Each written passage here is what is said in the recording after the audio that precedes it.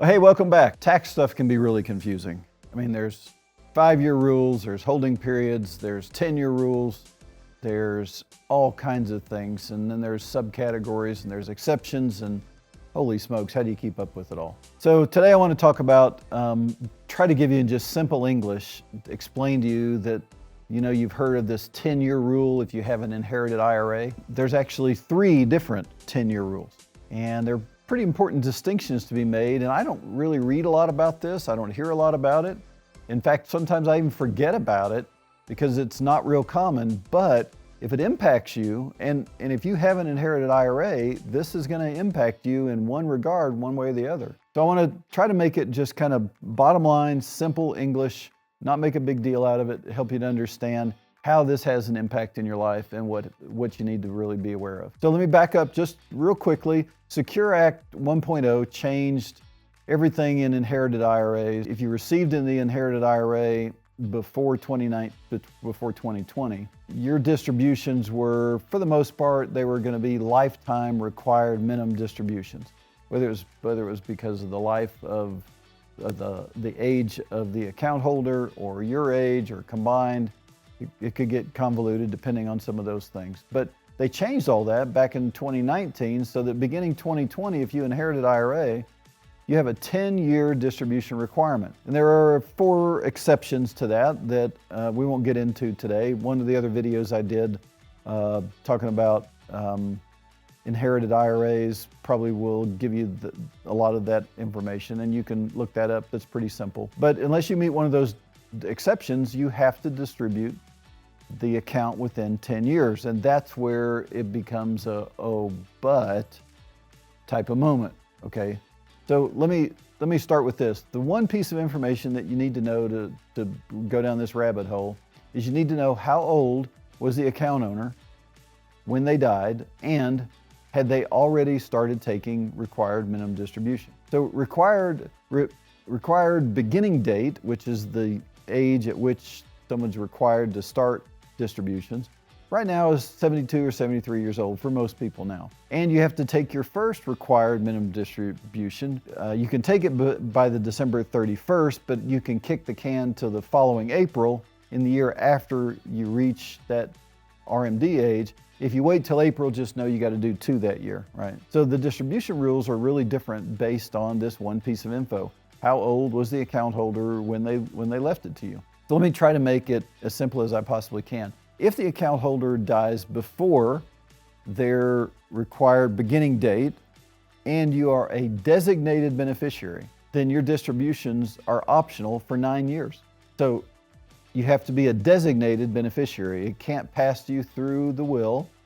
It can't pass because you're next in line. You have to be that designated beneficiary. And if you are, you don't have to do anything for 9 years.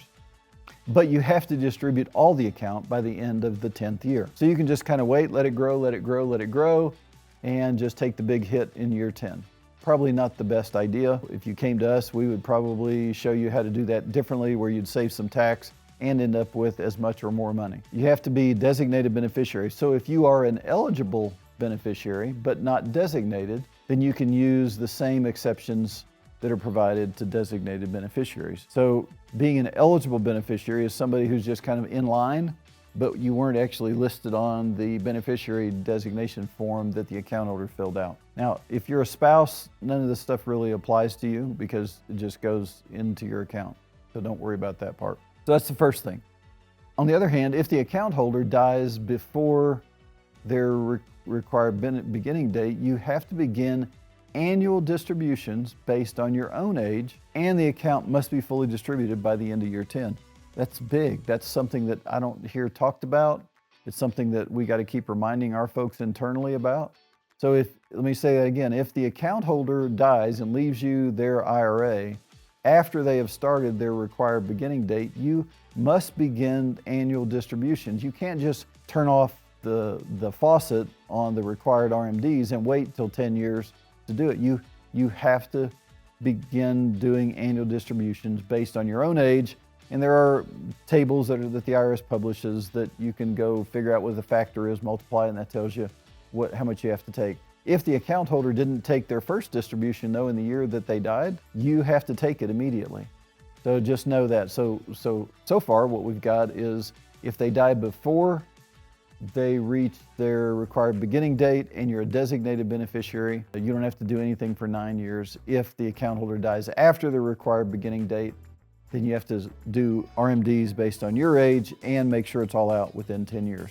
If you are an eligible designated beneficiary and you die, so let's say you were a designated beneficiary of an inherited IRA, or even better yet, let's assume that somebody in your family was a designated beneficiary and they die and they leave it to you, and you are then the successor beneficiary, then you have to take annual distributions according to your own life expectancy. And again, now these distributions have to be completed. You have to totally empty out the account by the 10th year after that original eligible designated beneficiary passes. Okay, so that's 3 different 10-year rules.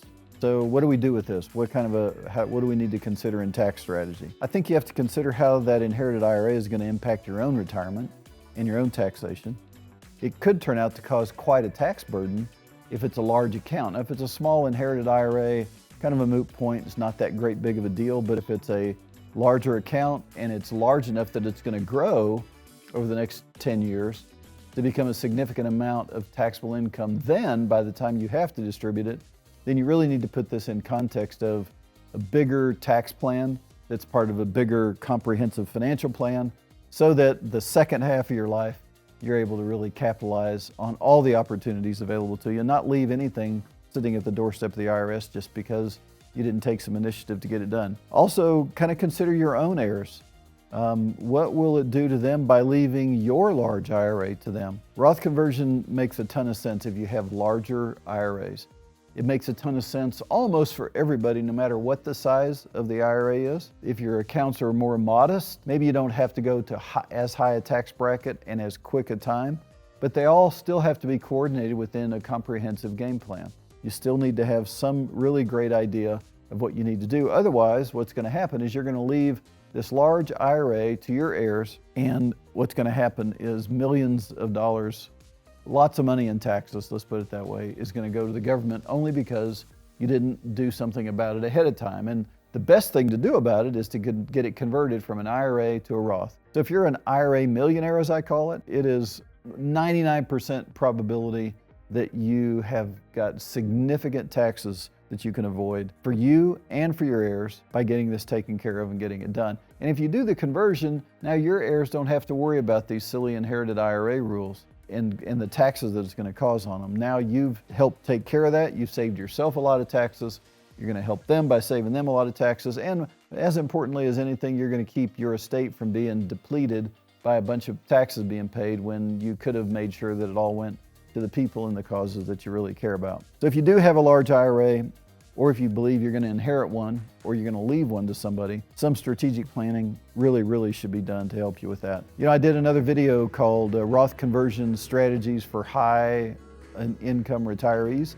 You might want to, there's probably a button someplace on this page where you can click and you can go through to that. I would suggest that if this is good content and you like it, give me a thumbs up and say, yep, that was good, Craig. And if you really like getting this kind of information on a regular basis, please click the subscribe button so that next time we do another video, which I do these a few times a week, that you'll be up to date and you'll know when all the new stuff's coming out. So thanks for your time and attention. I hope some of this is helpful to you.